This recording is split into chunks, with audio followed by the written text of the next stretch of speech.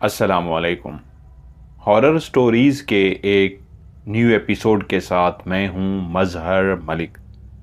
कैसे हैं आप लोग? उम्मीद है खैरियत से होंगे। आज की ये खौफनाक कहानी जो मैं आपको सुनाने जा रहा हूं, ये मुझे भेजी है सैयद सुलेमान शाह ने पाकिस्तान से। वो कहते हैं कि मैं अपनी ज़िंदगी का एक सच्चा और खौफनाक वाक़या आज आपके साथ शेयर करने जा रहा हूं, जो उम्मीद है आपके सुनने वालों को पसंद आएगा। मैंने अपने शहर का नाम नहीं लिखा और वो आगे चल के आपको बताऊंगा। मैं एक दिन YouTube पे मुख्तलिफ वीडियोस देख रहा था कि वहीं मेरे सामने आपका लाइव शो आ गया। मैं ऐसी चीजें बहुत कम देखता हूं।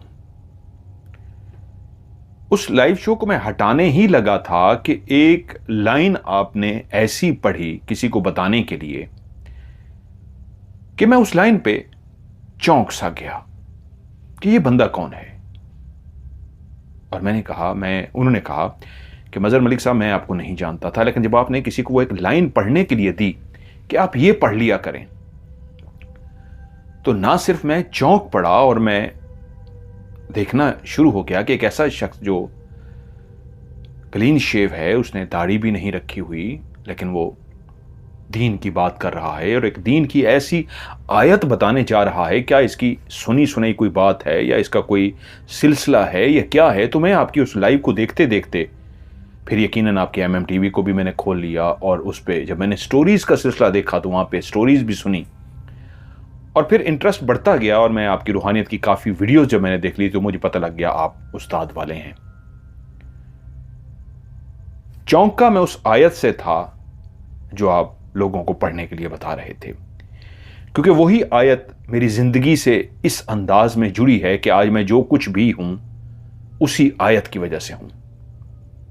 क्यों आपके चैनल पे मैं रुका, उस आयत की वजह से चौंका और फिर आपकी और वीडियोस को देखने के बाद मैंने फैसला किया कि इस बंदे का कोई उस्ताद है, ये बेउस्तादा नहीं है और ये बहुत कुछ जानता है, रूहानियत की उस तमाम चीज़ों को जानता है जो आम लोगों को नहीं पता होती। कैसे भला? पहले मैं आपको अपनी कहानी सुनाता हूं, ये उनके अल्फाज हैं सारे जो मैं अभी तक बयान कर रहा था, उससे आपको अंदाजा हो जाएगा। मैंने जिस घर में आंख खोली, एक ऐसा घर था जहां पे बहुत ज्यादा पैसा तो नहीं था, लेकिन इज्जत की और सही मानों में जिसको कहते हैं हक हिलाल की कमाई आती थी। वाले साहब सरकार के एक ऐसे शोबे से मुंसलिक थे कि अगर वो चाहते तो बेइंतहा दौलत कमा सकते थे, लेकिन उनकी वालदैन की तरबियत और उन्होंने जो हमारी भी तरबियत की कि कभी भी रिश्वत नहीं लेनी, हराम का पैसा नहीं खाना, हमेशा हक हिलाल का खाना है। यूं घर में बहुत ज्यादा आसाइशें तो नहीं थीं, लेकिन अल्हम्दुलिल्लाह ज़रूरियात ज़िंदगी की सब चीज़ें हमारे घर में मौजूद थीं। मेरे अलावा और भी बहन भाई थे। वाले साहब को मैंने 5 वक्त की नमाज पढ़ते हुए बचपन से ही देखा था और जब होश संभाला तो वालदा और वाले दोनों को नमाज पढ़ते हुए देखा, यहां तक कि वाले साहब को तहज्जुद की और वालदा को भी तहज्जुद की नमाज पढ़ते हुए देखा। छोटे थे तो कहानियां पढ़ते थे। उस दौर में टार्जन की कहानियां, उमरू अयार की कहानियां, वहीं कहानियां खरीदते खरीदते एक अमलियात की किताब मेरे हत्थे लगी और मैं समझा कानून का खजाना मेरे हाथ आ गया है। उस किताब को लेकर मैं घर पहुंचा और कमरे का दरवाजा बंद किया, क्योंकि मैंने छुप के पढ़ना था। उस किताब में लिखा हुआ था कि ये वाला अमल करके आप दौलतमंद हो सकते हैं, ये वाला अमल करके आप जिन अपने कब्जे में कर सकते हैं, ये वाला अमल करके आप ताकत हासिल कर सकते हैं। ऐसे ऐसे उसमें अमल लिखे हुए थे कि जिससे आप एक बहुत बड़े आमिल बन सकते थे, दुनिया के ताकतवर इंसान बन सकते थे, जिन्नात को अपने कब्जे में कर सकते थे, हर वो ख्वाहिश जो आपकी है वो पूरी कर सकते थे। यकीनन मासूमियत का दौर था, मैं भी एक बच्चा था, लेकिन मुझे इतना पता था कि मेरे हाथ एक खजाना लग गया है, एक ऐसी किताब लग गई है जो आम मिलती थी। उस वक्त इतनी कहां समझ बूझ थी कि यह खजाना इस तरह ही पोशीदा छुपा हुआ होता तो हर कोई कैसे खरीद सकता। 2-2 रुपए में वो किताब बिकती थी, या उस वक्त की जो कीमत थी। मैंने फैसला किया कि मैं इस पे अमल करूंगा और उस किताब की मुख्तलिफ चीज़ें मैं समझने की कोशिश करता, उनको करने की कोशिश करता, लेकिन नतीजा सिफर, ज़ीरो। अब उसमें कुछ लफ्ज़ इतने पेचीदा होते कि उस वक्त उनको समझना भी बहुत मुश्किल था। चांद की इस तारीख को जब 7 ये होगी और उसका ये होगा, ये कहाँ समझ आती थी। तो मैंने उस किताब में से उन चिल्लों का या उन वज़ाइफ का इंतखाब किया जो बज़ाहिर आसान थे, लेकिन उसमें भी मुझे कामयाबी ना मिल सकी। जेब खर्च से एक और किताब ले आया, शायद ये वाली अच्छी नहीं, कोई दूसरी लेके आता हूँ। अब कहानियों से ज़्यादा इंटरेस्ट जादू की उन किताबों में आ गया था। एक और भी किताब ले आया। यूँ किताबों का वो सिलसिला जारी रहा जो बिल्कुल बारीक सी छोटी सी किताब होती थी अमलियात की। तकरीबन वो जितनी भी उस दुकान पे मौजूद थी मैंने सारी खंगाल माली और उसमें से जो लफ्ज़, जो वजीफ़े, चिल्ले मुझे समझ आ सके वो मैंने कर डाले, लेकिन किसी पे कोई रिजल्ट ना मिला। अब मुझे एक बात समझ आ गई कि अगर मुझे एक आमिल बनना है, एक जिन को काबू में करना है, मैं आंखें बंद करूं और दुनिया की नज़रों से गायब हो जाऊं, क्योंकि उसमें एक अमल लिखा हुआ था। एक ऐसी टोपी, आप उसको कहते थे, जैसी वो कैप आप सर पे पहनते हैं, आप दुनिया की नज़रों से गायब हो जाते हैं। तो मैं दुनिया की नज़रों से गायब होना चाहता था। मुख्तसर हर अमल करने की कोशिश की और उसमें नाकामी मिली। तो ये एक बात समझ आई कि कोई उस्ताद ढूंढा जाए, कोई ऐसा शख्स ढूंढा जाए जो इन चीज़ों को सिखा सके। अब ऐसा बंदा उस उम्र में कहाँ ढूंढ सकते थे, लेकिन जुस्तजू जारी रही। वालदैन की तरबियत की वजह से एक चीज़ जो शायद उस वक्त मेरे अंदर अच्छी थी, और वो थी लोगों की मदद करना, लोगों का ख्याल रखना, लोगों के काम आना। बचपन से ही मैं अपने मोहल्ले के किसी भी बुजुर्ग, औरत, मर्द, जवान, बच्चा, किसी को भी किसी काम की ज़रूरत होती तो मैं इस अंदाज में भाग के काम करता जैसे मेरे वालिदैन मुझे काम कहते थे। तो अक्सर मोहल्ले की बूढ़ी औरतें या ख़वातीन भी, मर्द भी मुझे बुलाकर कहते बेटा ये कर दो, और मैं भाग के जाता, अपने काम छोड़ देता और उनके काम करके आता। और वही तरबियत आज तक मेरी ज़िंदगी का हिस्सा है। और ये कहानी भी उसी तरबियत की वजह से भेज रहा हूँ कि वो वालिदैन की तरबियत जिसको इस्लाम कहता है हकूकुल इबाद, बंदों के हकूक, कि मैंने हर लोगों की बचपन से ही जो मदद करनी जारी रखी, उसी मदद की वजह से ही आज आपको ये कहानी सुना रहा हूँ। एक दिन बहुत भूख लगी थी और बाहर कुछ खाने के लिए निकला, तो मेरी जेब में जो कुल रकम थी वो इतनी थी कि मैं उस वक्त बाहर का खाने से मुराद खाना तो घर में खाते थे, जिस तरह दही बल्ले खा लिए, फ्रूट चाट खा लिए, समोसे, पकोड़े, इस तरह की चीज़ें। एक फ़कीर को किसी के आगे हाथ फैलाए देखा। उसने सब्ज कलर का एक लिबास पहन रखा था जो इतना लंबा था, चुगा सा कह लीजिए, उसके पांव तक वही आ रहा था। उसने शलवार या जो भी नीचे कुछ पहना था वो नज़र नहीं आ रहा था, वो इतना लंबा था, उसके पांव तक आ रहा था। मुख्तलिफ जगह पे उसको पेवंद लगे हुए थे, जैसे फट गया हो तो किसी और कपड़े का टुकड़ा वहां पे सी दिया गया हो। सफ़ेद उसकी दाढ़ी थी, बड़े बड़े उसके बाल थे, गले में मालाएं पहनी थी, हाथ में कासा था, एक काला सा कासा होता था उस वक्त फकीरों के हाथ में, वो मांगने के लिए रखते थे। और एक उसने अपने कंधे पे एक उस वक्त का बैग कहलाता था, एक कपड़ा होता था जिसको गुथली बोलते थे, बहुत बड़ी, जिसको वो खोलता और उसमें से आटा या कुछ खाने पीने की चीजें उसके अंदर वो डाल देता।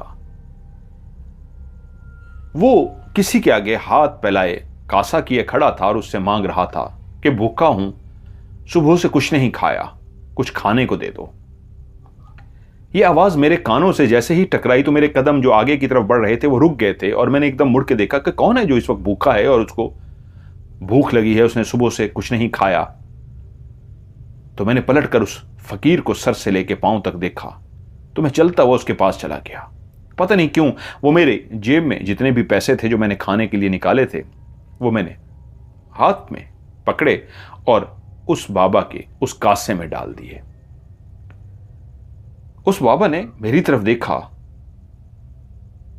और मैं उस देखने के अंदाज को उस उम्र में समझ ना सका।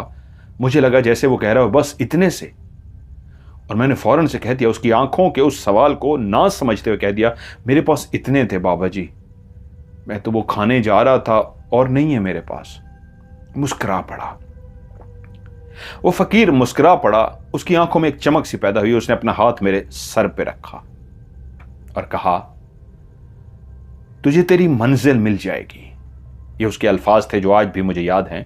तुझे तेरी मंजिल मिल जाएगी। उसके लिए शर्त एक ही है, हमेशा जो कुछ भी तुम्हारे बस में हो अल्लाह की राह में दे डालना, अल्लाह के मखलूक की काम आना। ये थी वो लाइनें जो उसने मुझसे कही थी। मेरी मंजिल की उन्होंने मुझे, उस वक्त मुझे ये लफ्ज समझ ही नहीं आए, लेकिन याद जरूर हो गए कि तुझे तेरी मंजिल मिल जाएगी। शर्त यह है, अल्लाह की राह में बांटते रहना, अल्लाह के बंदों की खिदमत करना, उनका कभी दिल मत दुखाना, जो कुछ भी हो अल्लाह की राह में दे डालना। मैं उस वक्त तो ना समझ आया, लेकिन मैंने आगे से सर हिला दिया, जैसे कह रहा हूं ठीक है बाबा जी, मैं इस पे अमल करूंगा। और मैं मजीद कुछ कहता बात करता, वो खुद ही वहां से चले गए। मैं अब पैसे उनको दे चुका था, सीधा घर वापस चला गया कि चलें आप तो कुछ नहीं खा सकते। लेकिन उनकी बात ऐसी दिल को लगी कि इसको मैंने जारी रखा। लेकिन कमाल बात जो थी कि जब मैंने उनकी सदा को सुना था और उन्होंने मेरी तरफ घूर के देखा था, जिसका सवाल का मतलब मैं समझा था कि कह रहे हैं मजीद पैसे दो, और मैं समझा था मेरे पास नहीं है। मैंने उनसे कहा था और मेरे पास नहीं है। उन्होंने जब मेरे सर पे हाथ रखा था और मुझे दुआ दी थी, तो वहीं पे एक लाइन भी मुझे सिखा गए थे। शर्त यह है, जब लफ्ज बोला था कि यह अल्लाह की मखलूक की खिदमत करनी होगी, वहीं पे एक कुरान की आयत बता दी और कहा, इसको हमेशा पढ़ते रहना, उठते बैठते खाते पीते सोते हर लम्हे इस आयत को पढ़ते रहना, तुम्हारी मंजिल तुम्हें मिल जाएगी। मुझे यह बात ऐसी जहन नशीन हो गई कि मेरी मंजिल का तो मुझे नहीं समझ कौन सी मंजिल है, क्या मिलेगी, लेकिन ये जो आयत है ना, ये मैंने पढ़नी है। वहीं से वापस जाते ही मैंने उसी लम्हे जब मुड़ा कि अब पैसे तो नहीं है खाने के लिए, वो आयत पढ़नी शुरू कर दी। पढ़ते पढ़ते घर पहुंचा। अब पता नहीं कैसी वो जुबान पे आयत इस तरह फिक्स हो गई कि जब भी टाइम मिलता जुबान खुद ब खुद उस आयत को पढ़ना शुरू कर देती और मैं उसकी बार बार बार बार बार बार पढ़ता रहता। यूं समझिए वो आयत मेरी जिंदगी का हिस्सा बन गई। बड़े हो गए, नमाज कुरान सब कुछ शुरू हो गया, यहां तक कि अब तहज्जुद की नमाज भी शुरू हो गई, जिंदगी की और भी मसरूफियात शुरू हो गई। मेरी उम्र तकरीबन अब 23 साल हो चुकी थी, 24 साल का होने वाला था। वालिदैन शादी के लिए बहुत ज्यादा जोर डाल रहे थे और मैं कह रहा था अभी रुक जाएं, मुझे थोड़ा सा सेट होने दें, मैं अपने पांव पे खड़ा हो जाऊं, जॉब वगैरह कर लूं, उसके बाद मैं तैयार हूं शादी के लिए। वो आयत मुस्तकिल अब कई सालों से मेरी जिंदगी का हिस्सा थी। हम लोग एक दोस्तों की तरफ बैठे हुए थे। मेरी जिंदगी में जब मैं दोस्तों की महफिल में बैठता था, मैंने अब दाढ़ी आनी शुरू हो गई थी, मैं दाढ़ी छोटी छोटी मेरी थी, तस्बीह हर वक्त मैं करता था। मैं पढ़ता था तो मेरे दोस्तों का जो एक ग्रुप था, उनको ये पता था इसको जब टाइम मिलता है ये पढ़ता रहता है। कई दफा पूछ चुके थे, यार ये तू क्या पढ़ता रहता है हर वक्त? मैं उनको कहता यार एक अल्लाह का कलाम है, अल्लाह की आयत है, किसी बुजुर्ग ने दी थी, मैं उसको पढ़ता रहता हूं। तो मुझे छेड़ते थे कि यार ये तो बड़ा पहुंचा हुआ है, ये तो भाई बड़ा फकीर बन गया, ये तो ये हो गया, वो तो वो हो गया। अब भी वो अमलियात की ख्वाहिश शदीद थी, लेकिन उस्ताद नहीं मिल सका था। उन बुजुर्गों के जाने के बाद जब मैं बड़ा हुआ, होश संभाला, तो एक बात ज़हन में आई थी, काश उस फकीर से मैं कुछ समझ सकता, कुछ पूछ सकता, बाबा कुछ अमल बताइए, मैं अमल करना चाहता हूँ, वजीफा करना चाहता हूँ, चिल्ला करना चाहता हूँ। लेकिन कहाँ से ढूंढता उस फकीर को? उसका चेहरा आज भी मुझे याद था, सफ़ेद उसके बाल, घुंघरियाले बाल, लंबे लंबे बाल, सफ़ेद सा चेहरा, दाढ़ी। लेकिन मेरे दोस्त मुझे छेड़ते थे कि भाई ये तो बड़ा आमिल है, भाई ये तो बड़ा पहुंचा हुआ है, ये तो यूं है, ये तो यूं है। मेरे दोस्त बहुत कम नमाज पढ़ते थे, लेकिन नमाज के टाइम पे वहीं बैठे हुए भी मैं उनको कहता यार मैं तो मस्जिद जा रहा हूं, मैं नमाज पढ़ता फिर वापस आ जाता। वो अक्सर कोई अहम बात हो रही होती, खेल खेल रहे होते, कुछ भी हो रहा था, उसमें मैं अपनी नमाज के टाइम पे उठ जाता। ऐसे ही एक दिन हमारा एक दोस्त, जिसका उन्होंने नाम लिखा है, जुल्फ़कार परेशान सा दाखिल हुआ। सब दोस्त पूछना शुरू हो गए, जुल्फ़कार, जुल्फ़ी हम उसको कहते हैं, जुल्फ़ी क्या हुआ है? तो उसने बताया कि यार एक मसला बन गया हुआ है। हाँ बता क्या हुआ है? वो हमें उम्र में थोड़ा सा बड़ा था, सीनियर था, शादीशुदा था जुल्फ़कार। तो उसने बताया कि यार एक बंदे को पैसे दिए थे उधार के तौर पे, उसने वादा किया था टाइम पे दे दूंगा, और मैंने उसे कहा था मेरे इस काम के लिए चाहिए और मैंने ये काम शुरू करना है। तो उसकी मजबूरी देख के मेरा भी दिल अजीब सा हो गया। मैंने कहा चलो यार उसको दे देते हैं, लेकिन उसे वादा लिया कि यार मुझे टाइम पे दे दी, ना टाइम पे दिया तो मैं रुल जाऊंगा, माँ बाप ने पूछ लिया, मेरा काम खराब हो जाएगा। अब उससे पैसे मांग रहा हूं, वो बहाने पे बहाना कर रहा है, जबकि अब उसके पास पैसे हैं, ये मैं पता भी कर चुका हूं। उसके पास अच्छे खासे पैसे आ गए हुए हैं, बस वो मेरे पैसे देना नहीं चाह रहा, क्योंकि वो अपना कारोबार कर चुका हुआ है। उसका जो कारोबार पहले लॉस में जा रहा था फिर से प्रॉफिट में चला गया है। वाह उसने पैसा कमा लिया, पहले से भी ज्यादा पैसा कमा लिया, मेरा पैसा नहीं दे रहा, जबकि वो आराम से दे सकता है। मैं फंसा हुआ हूं। तो दोस्तों ने कहा उसका नाम क्या है? रमजान। अच्छा वो वाला रमजान जो वो है यार, वो तो बड़ा कंजूस बंदा है, तूने उसको क्यों पैसे दे दिए? वो आपस में बातें करे को, यार मैं उसकी मजबूरी थी, उस वक्त उसका कारोबार डाउन था। तो एक दोस्त बोला तो इसमें परेशान क्यों होता है, हमारे पीर साहब बैठे हुए तो हैं, पीर साहब से कहते हैं। तो उन्होंने मुझे कहा यार सुलेमान इसका मसला हल कर। मैंने कहा मैं कैसे मसला हल करूं? यार तू जितने वजीफे करता है ना, तू अमलियात करता है, हमसे छुपाता है, हर वक्त पढ़ता रहता है, इतना अब इतना तो तू कर ही सकता है, उसके लिए कोई दुआ कर, उसके लिए ये कर। और उसका मसला जब मुझे क्लियर बताया गया, वाकई उसका बहुत बड़ा प्रॉब्लम था, मेरा भी दिल किया मैं इसकी मदद करूं। मैं कैसे करता, मुझे तो कुछ भी नहीं पता था। मैंने उनसे कहा चलो यार, मैं बहुत ज़्यादा जब वो कहना शुरू हो गया, मैं शुरू में कहता रहा कि भाई मैं नहीं कर सकता, मैं कैसे करूं, मुझे कुछ नहीं आता। ओ यार हमें पता है कि तू वाकई बहुत पहुंचा हुआ है, तू असल में बताता नहीं है, जो हमें इतना पता है जो अल्लाह के नेक लोग होते हैं वो बताते नहीं हैं, वो छुपाते हैं, तू भी इसलिए छुपा रहा है, अब ना कर। मैं उनको सच कहूँ मुझे कुछ नहीं आता, वो समझें शायद मैं आजिज़ी इनकसारी में छुपा रहा हूँ, क्योंकि रूहानियत की शर्त होती है, छुपाना होता है। अब बहुत ज़्यादा जब उन्होंने कह दिया तो मैंने मजबूरन कहा अच्छा ठीक है यार मैं कुछ करता हूँ। देखा ना, ये हुई ना बात, बस इसके लिए कुछ कर दे।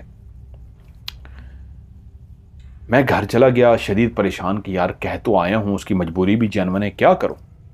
खैर मैं इशा की नमाज पढ़ी और परेशान होकर गिड़गिड़ा के अल्लाह ताला से दुआ मांगी, तस्बीह की, और उसके बाद सो गया कि या अल्लाह को इस्तिखारा करता हूं, क्या करूं, मुझे तो कुछ समझ ही नहीं आ रही, मैं कैसे उसके पैसे दिलवा सकता हूं, क्या पढ़ने के लिए बताऊं, क्या अमल करूं।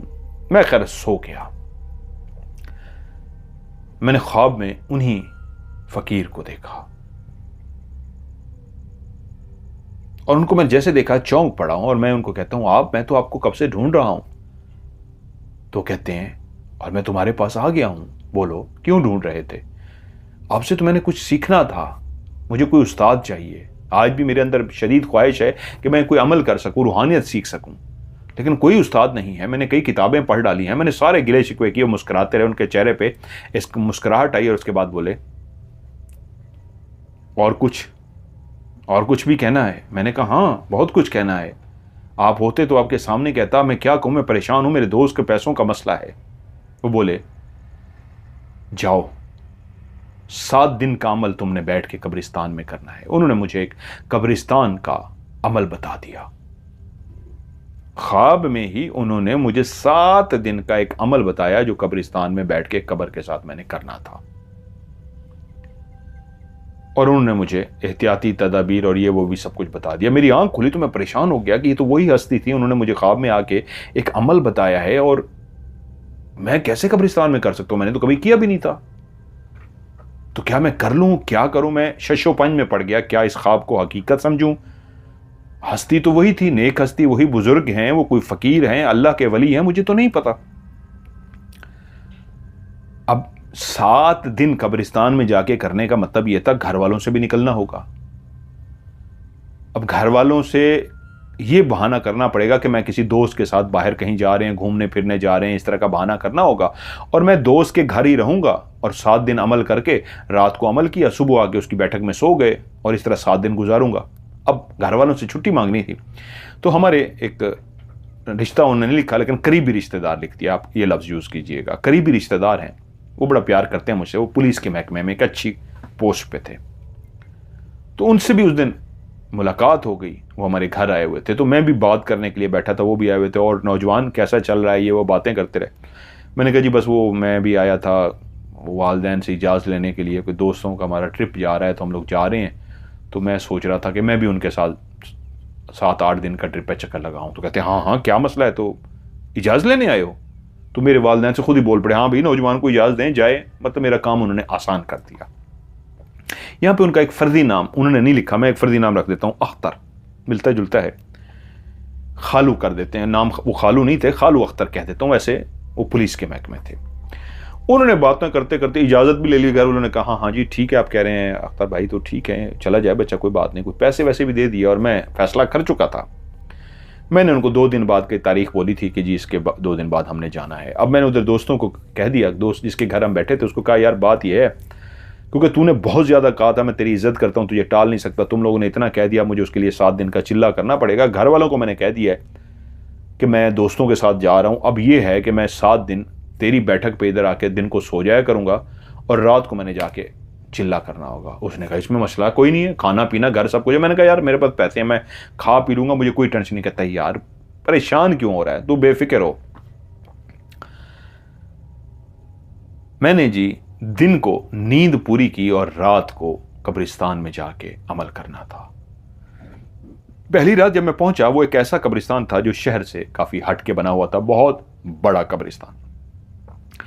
शहर से हट के मुराद ऐसे नहीं कि शहर से काफी दूर नहीं, शहर के करीब ही था, लेकिन एक सड़क ऐसी बनी हुई थी, सड़क की एक साइड पे शहर था, दूसरी साइड पे वो वीरान सा कब्रिस्तान था। लेकिन सड़क से आप जैसे ही नीचे उतरते थे तो पहले एक काफी बड़ा खाली ग्राउंड सा आता था जहां पे लड़के अक्सर शाम को क्रिकेट वगैरह खेलते थे, काफी बड़ा ग्राउंड था। उस ग्राउंड के खत्म होने के बाद वो कब्रिस्तान सा शुरू होता था। अब मैं उस कब्रिस्तान की तरफ रवाना हो गया। मैंने उस सड़क को अबूर किया और उस खाली ग्राउंड के ऊपर से चलता चलता चलता उस कब्रिस्तान के अंदर दाखिल हो गया और कब्रिस्तान के अंदर जाके एक ऐसी जगह का इंतखाब किया जैसे मुझे इशारों में ख्वाब में समझाया गया था। एक कच्ची पुरानी सी मुझे कब्र नजर आई और उसके पास एक दरख्त था, उसी कब्र के साथ बैठ के मैंने चिल्ला करने का फैसला किया। लेकिन जब मैंने अपने दोस्तों वालदैन से जब इजाज़त मांगने की कोशिश की और इजाज़त मिल गई थी तो उससे ही अगले दिन, मैंने 2 दिन का इसलिए कहा था, उससे ही अगले दिन अपने उसी दोस्त को, जुल्फ़कार को, जिसको हम जुल्फ़ी कहते थे, उसको बुलाया और कहा तेरा काम हो जाएगा, तू एक काम कर, आज ही आज मुझे इतना गुड़ ला के दे दे, ज़्यादा नहीं थोड़ा सा, इतना गुड़ ला के दे दे और कोशिश करें इस हाथ से पैसे दें, इस तरह अमलियात का कुछ था, इस तरह करें, इस तरह खरीदें और कोशिश करें वो मिलावट वाला ना हो, खालिस जो मिलता होता है। एक जो येलो होता है वो वाला नहीं, एक होता है ब्राउन सा खालिस, वो वाला लेके आना है। वो उसी दिन ही मुझे दे गया था और उसे मैंने कहा था जी 7 दिन का मेरा अमल होगा और उसके बाद मैं तुझे गुड़ दूंगा, तू उसको खिलाएगा, तेरे पैसों का मसला हल हो जाएगा। अब मैंने जरूरी सामान जिसमें वो गुड़ भी, चाकू भी और कुछ इस तरह का सामान भी मेरे पास था। अब उस दौर में अलार्म के लिए टाइम पीस बोलते थे, टाइम पीस एक होती थी इतनी सी और उस पर आप पीछे से घुमा के अलार्म लगा लेते थे और जब टाइम होता था वो कड़ कड़ कड़ कड़ कड़ बड़ी जोर से बजती थी। वो अलार्म था कि इतनी देर तक वो बैठ के पढ़ना है और वो अलार्म मुझे उसकी ज़रूरत थी, लेकिन उस अलार्म को दायरे कड़े से बाहर रखना था। मैंने वो अलार्म ख़रीदा था और उसके पैसे भी मुझे उसी दोस्त ने दिए थे जिसका नाम जुल्फ़ी था, जिसके पैसे निकलवाने थे और अच्छी वाली ख़रीदी गई थी। मैं जब कब्रिस्तान पहुंचा तो मैंने उस टाइम पीस को, अलार्म को कह लीजिए, एक साइड पे रखा, छुरी हाथ में पकड़ी। दायरा कड़ा के लिए जो छुरी इस्तेमाल होती है उसका पीछे वाला डंडा लकड़ी का होता है और आगे स्टील की नहीं होनी चाहिए, लोहे की होनी चाहिए, प्योर लोहे की, वरना वो नहीं होता। मैंने उसको एक नोक ज़मीन पे घुसाई और गोल गोल घुमाता गया, पढ़ता गया, घुमाता गया, पढ़ता गया। वही एक आयत पढ़ रहा था, दायरा कड़ा भी वही आयत थी, बैठ के भी वही पढ़नी थी। पढ़ते पढ़ते पढ़ते पढ़ते वहीं से जहाँ से वो गोल लाइन से शुरू की थी वहीं पर ला के उस छुरी को ज़मीन में गाड़ दिया। दायरा कड़ा लग चुका था। मैं पढ़ना शुरू हो गया क्योंकि टाइम पीस के बजने का मतलब यह था कि मैंने उसी वक्त उठना है, पढ़ते हुए बंद कर देना है, दायरा कड़ा खोलना और उसको जाके बंद करना है। पहली रात में उसके अंदर बैठ गया। यकीनन मैं एक ऐसा इंसान था जो पहली दफ़ा रात के टाइम 12 बजे कब्रिस्तान में दाखिल हुआ था। 11:30 बजे मैं पहुंच गया था, लेकिन इंतज़ार करता रहा था जैसे ही 12 हो तो मैं शुरू करूंगा। तो पहले ही पहुंच के मैंने कब्र का इंतखाब करना, जगह का इंतखाब करना, दायरा कड़ा लगाना, वो सब कुछ करते करते तकरीबन 12 बजने में कोई 5-7 मिनट रह गए थे कि मैं अपना सेटअप मुकम्मल कर चुका था।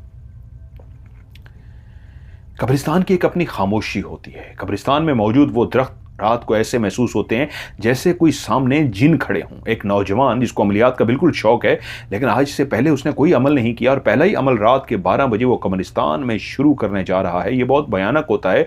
बज़ाहिर सुनने वालों को लगेगा कि आसान है, बहुत खौफनाक होता है। दरख्त ऐसे लगता है जैसे ये सारे जिन हैं, अभी चलना शुरू हो जाएंगे। वहां पे कोई पत्ता भी गिरता है तो ऐसा लगता है जैसे कोई गुजरा हो, किसी ने कोई आवाज दी हो, किसी ने कोई हंसने की आवाज निकाली हो। होता नहीं है, आपके दिमाग में, आपके दिल में इतना खौफ सवार हो जाता है कि आप कांप रहे होते हैं। मैं भी कांप रहा था, लेकिन दायरा कड़ा लग चुका था। तभी मैंने बैठ के पढ़ना शुरू किया। मेरे दिल की धड़कन बहुत तेज थी। वाकई मेरा जिस्म हल्का हल्का कांप रहा था, लेकिन मुझे अपना ये अमल मुकम्मल करना था। मैं मुसलसल पढ़ता रहा, पढ़ता रहा, पढ़ता रहा, इर्द गिर्द देखता रहा। कुछ भी नहीं हुआ, लेकिन दिल की धड़कन इसलिए भी तेज थी, अभी कुछ होगा, अभी कुछ होगा। कई एहतियाती तदाबीर मुझे बताई जा चुकी थी, लेकिन मेरा दिल फिर भी धड़क रहा था उस खौफ की वजह से जो पहले दिन मैं उस कब्रिस्तान में बैठा अकेला चिल्ला कर रहा था। ये लफ्ज़ ही खौफनाक होता है कि आप एक चिल्ला कर रहे हैं, जिसका मतलब है जिन, भूत, चुड़ैल आपके सामने आएंगे, आपको धोखा देंगे, आपको डराएंगे, आपको परेशान करेंगे। जब टाइम पीस बजना शुरू हो गई तो इसका मतलब है टाइम पूरा हो गया। मैंने जल्दी से उस दायरे कड़े को वापस खोला, उसी आयत को पढ़ते हुए छुरी को वहां पे ला के दायरा कड़ा खोल के उस टाइम पीस को बंद किया और उसके बाद वहां से रवाना हो गया। वो गुड़ जिसको मैंने अपने सामने रखा था, उसी को आखिर मैंने पढ़ के दम कर दिया। मैं दोस्त की बैठक पे पहुंच गया और फिर सो गया। अगले दिन मैं उठा, बिल्कुल फ्रेश था। ये तो इतना आसान लगा कि रात मुझे इतना खौफ महसूस हुआ है, रात में इतना डरता रहा हूं, मेरा जिस्म कांप रहा था, दिल की धड़कन तेज थी, लेकिन था हुआ तो कुछ भी नहीं। ये तो बहुत आसान है। 7 दिन की तो बात, एक दिन गुजर गया, 6 दिन रह गए, मैं आराम से कर लूंगा। दोस्त से मुलाकात, उसने पूछा हाँ कैसा रहा। मैंने कहा वो तो पता है यार तुम्हें, मेरे लिए मसले नहीं है, आपको पता है। अब वो उम्र ऐसी होती है, जज्बात भी होते हैं, और पहली दफा मैंने एक रात गुजारी थी, जरा बंदा शोखा भी हो जाता है। तो मैंने ज़रा बढ़ा चढ़ा के दोस्त को कहा वो यार मैं करता रहता हूँ, बस तुझे पता है दोस्त को तुम लोगों ने मजबूर कर दिया तो बस करना पड़ गया, वरना मैंने नहीं करना था, शो ही नहीं होना था। ये चीज़ें मेरे लिए आम सी बात है, मैं कर लूँगा। और दोस्त को भी ये मेरी बातें सच लगी, लेकिन मैं जानता था मैं अंदर से कितना घबराया हुआ हूँ, पहली दफ़ा कर रहा हूँ। दूसरी रात सेम अपने टाइम में मैं उसी जगह पे पहुंच गया। मैंने जाते ही उसी तरह दायरा कड़ा लगाया, टाइम पे इसका टाइम सेट किया, पहले बाहर रख दिया, दायरा कड़ा लगा के गुड़ को अंदर रख के मैं बैठ गया। मैंने अपना पढ़ना शुरू कर दिया। पढ़ते पढ़ते पढ़ते कितनी देर हुई थी ये तो मुझे नहीं पता, क्योंकि मैंने टाइम का मेरे लिए मसला नहीं था। वो टाइम जैसे ही टाइम पीस बजना था मैंने उठ जाना था, इसलिए मुझे टाइम का कोई इशू नहीं था। मैं पढ़ता रहा, लेकिन एकदम से ऐसे लगा कि मेरे जिस्म के अंदर ठंडी हवा ने एक ऐसा झोंका दिया कि मैं थोड़ा सा, आंखें शायद मेरी बंद हो गई थी पढ़ते पढ़ते, उस ठंडे हवा के झोंके से मैं एकदम से चौंक गया। तो क्या देखता हूं, हैरान कुन मंजर है। मैं जिस दरख्त के नीचे बैठा हुआ हूं, सिर्फ उसी दरख्त के नीचे तेज हवा चल रही है। उस कब्रिस्तान के इर्द गिर्द जितने भी दरख्त हैं सब के सब साकित हैं, हवा का कहीं पे नामो निशानी नहीं है। सिर्फ उसी दरख्त के नीचे तेज हवा चल रही है आंधी की तरह, जहां पे मैं बैठा हुआ हूं। पत्ते बकायदा उस दरख्त के गिर रहे थे, लेकिन एक पत्ता भी उस दायरे कड़े के अंदर नहीं आ रहा था, इर्द गिर्द गिर रहे थे। लेकिन मैं हैरान इस बात पे था, बाकी दरख्त क्यों नहीं हिल रहे। मुझे भी अपना वो एक डेरा गाजी खान का प्रोग्राम याद आ गया। मुझे बुखार था, उमर फारूक और फराज हमीद साथ थे मेरे, और एक आमला खातून थी, उसका मुझे नाम भूल गया है, उसके साथ चैलेंज था, और वहाँ पे ये हमने रिकॉर्ड किया था। बहुत से लोगों को मेरा राज प्रोग्राम वो याद होगा। मुझे बुखार भी था, मुझे वॉमिट भी आई थी शदीद, और मुझे हॉस्पिटल लेके गए थे बहुत ज़्यादा। वो ऐसा दरख्त था जिसके नीचे क्लियर रिकॉर्ड हुआ था। उस दरख्त के ऊपर आंधी चल रही थी, बहुत तेज़ उसके पत्ते लहरा रहे थे और वो बहुत तेज़ हिल रहा था। इतना वहीं से मुझे ठंड लग गई थी क्योंकि मुझे 104 105 बुखार था।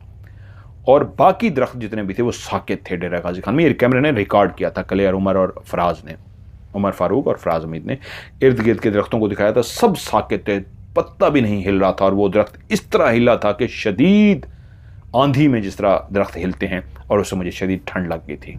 और फिर ये लोग मुझे हॉस्पिटल लेके गए थे, अगर आप लोगों को प्रोग्राम याद हो। वहाँ पे भी ऐसे ही दरख्त का मंजर हुआ था जिस तरह उन्होंने लिखा कि एक दरख्त वो हिल रहा था।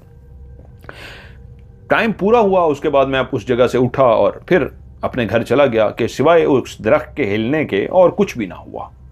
बहुत आसान था। दूसरी रात भी गुजर गई।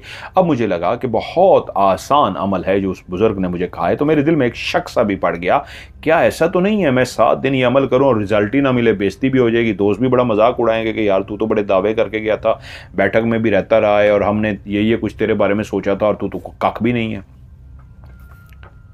अब कुछ समझ ना आए। खैर, तीसरी रात जब मैं वहां पहुंचा तो एक रास्ते में जो सोचता हुआ आ रहा था वो ये था, क्या ऐसा तो नहीं है कि जो मैं कर रहा हूं वो एक सिर्फ ख्वाब था, उसका हकीकत से कोई ताल्लुक नहीं और मुझे रिजल्ट मिलने वाला नहीं है। लेकिन क्या अब बीच में छोड़ दूं इसको, क्या करूं? इन सवालों का मेरे पास जवाब नहीं था। यहां तक कि मैं अपनी उस जगह पे पहुंच गया। टाइम पीस को मैंने टाइम लगाया, दायरा कड़ा लगा के उसी कच्ची सी बड़ी सी कब्र के साथ, जो पुरानी सी कब्र थी, अब मैं बैठ गया और पढ़ना शुरू कर दिया।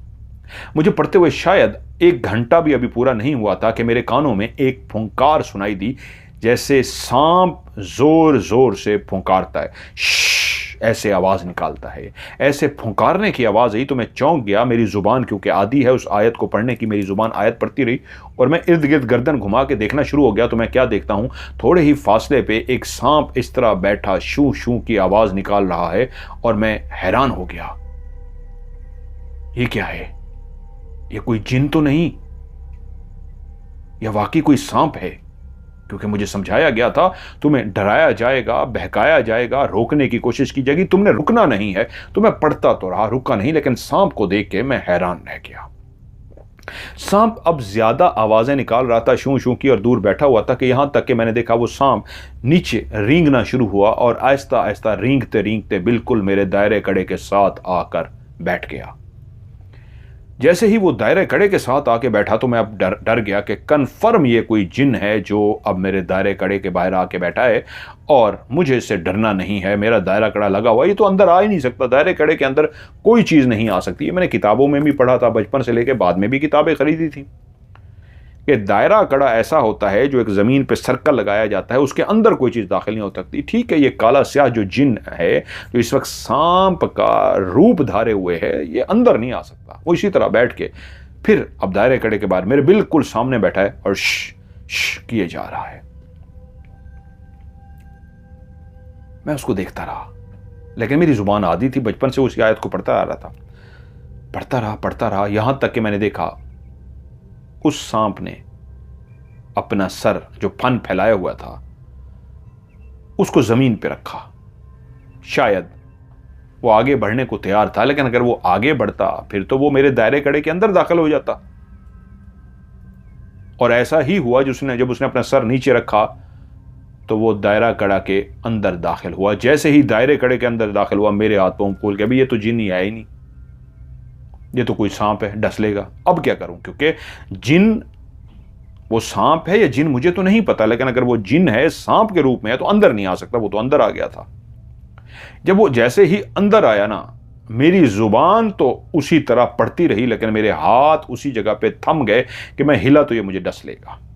मैं इतना डर गया, शायद मेरी जगह पे कोई और होता जो ये समझ गया था कि ये जिन नहीं, एक ओरिजिनल सांप है और डस सकता है, उठ के भागता।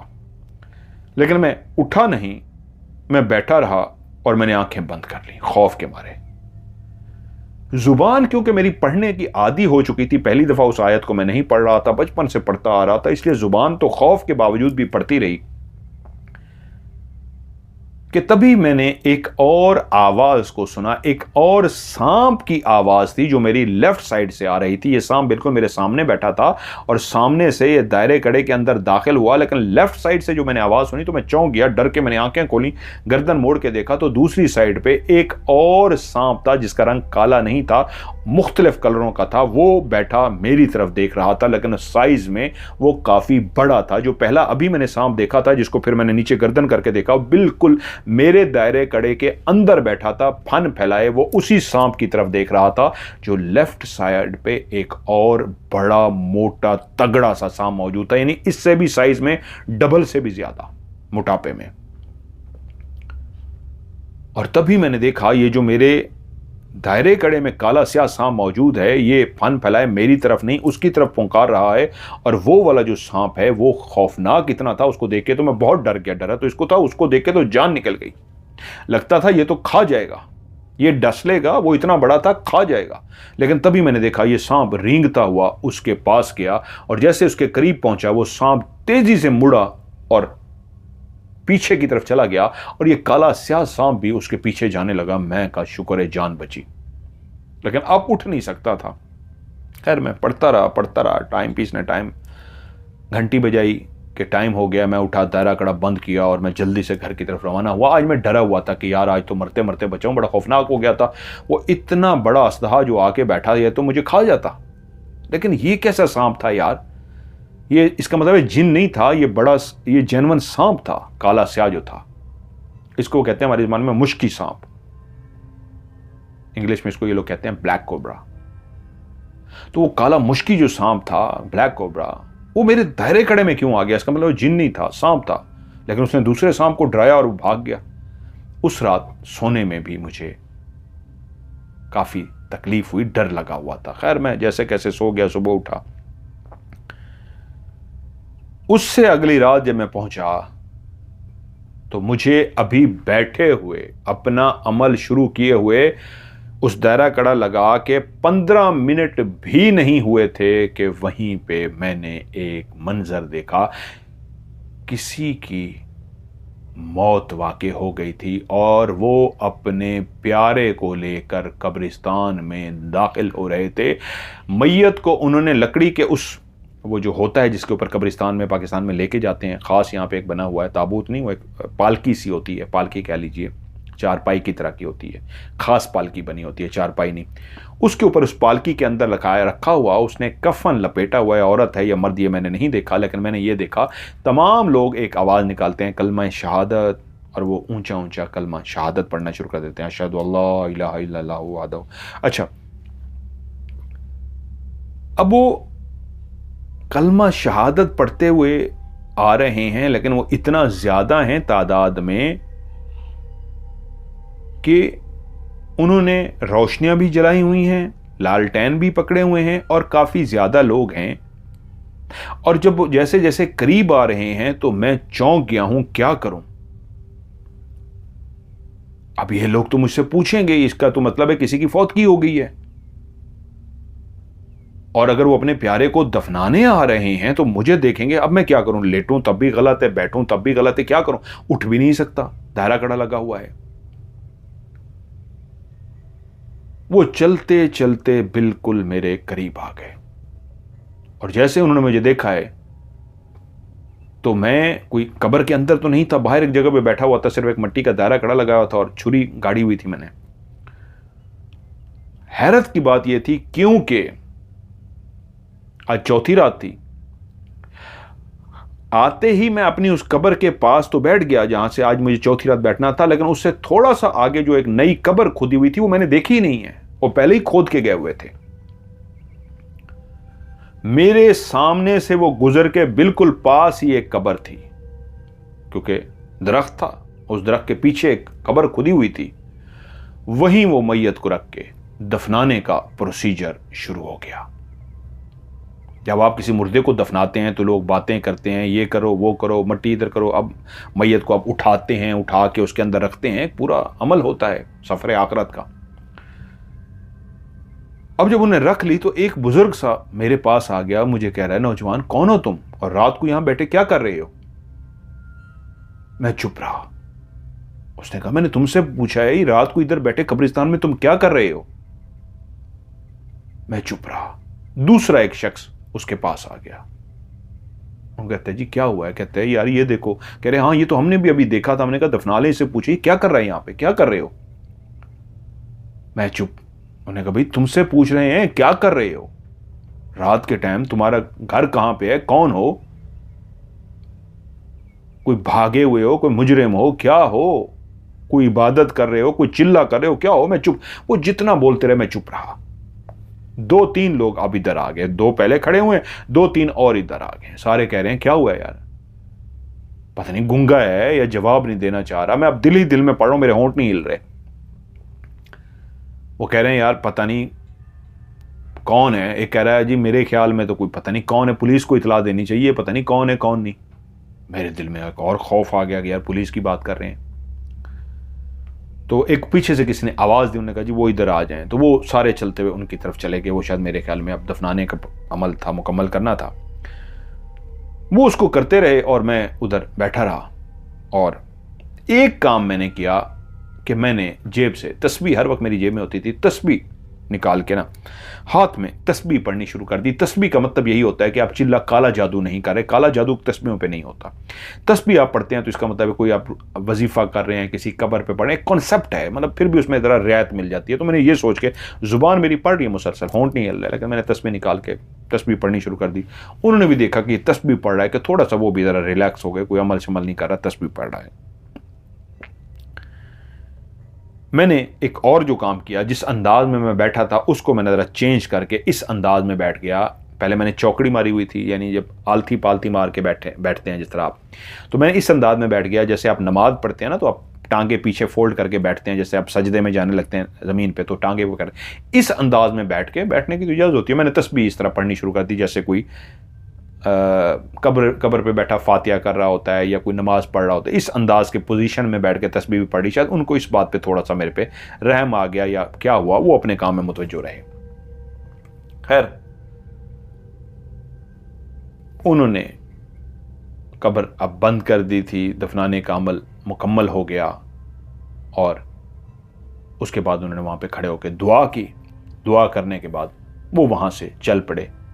फिर चलते हुए उन 2-3 लोगों ने कहा पता नहीं कौन है यार, लगता तो यही है कि इबादत बैठा कर रहा है। तो चलो ठीक है यार, कोई अल्लाह का बंदा अगर इबादत कर रहा है, क्योंकि अब मेरी पोजीशन ऐसी थी, बैठना ऐसा, तस्बीह थी, उनको लगा मैं इबादत कर रहा हूँ, तो वो मुझे ये कहते हैं चलो यार इबादत कर रहा है तो छोड़ो यार, हमारा क्या करना। वो चले गए कि चलो गलत काम तो नहीं करा। कई लोग मेरे बारे में बातें कर रहे थे लेकिन चले गए। मैं लेकिन डरा रहा कि यार पुलिस को ना जाके कह दें, कोई मसला ना बन जाए, क्या हो जाए।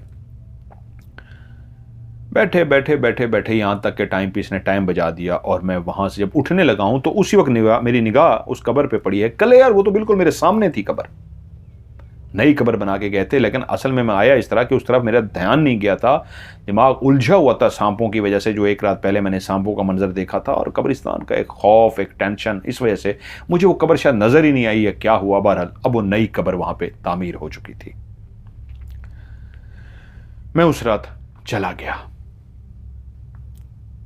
अब मुझे इतना पता लग गया था मेरा एक 4 दिन में कि एक खास मखसूस घड़ी आती थी जिस पे मेरी टाइम पीस बचता था, और उसकी खास एक अलामत यह थी वहां पे कुछ परिंदे बोलते थे। उसी वक्त मैं समझ जाता था जब ये परिंदे बोलना शुरू हो गया ना, अब ये किसी वक्त भी बज पड़ेगा। और जैसे कुछ परिंदे, ज्यादा नहीं, 2-3 परिंदों की आवाज आती थी, मेरा टाइम पीस बच जाता था और मैं वहां से उठ जाता था। अगले दिन मैं फिर आ गया, लेकिन एक डर था कि आज कहीं पुलिस ना आ जाए, मुकम्मल भी करना था।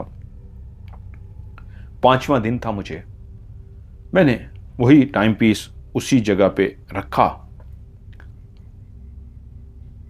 दायरा कड़ा लगाया और दायरे कड़े के अंदर बैठ गया। पढ़ते पढ़ते शायद 1-1.5 घंटा हुआ होगा शायद कि मेरे आंखों ने एक भयानक मंजर देखा।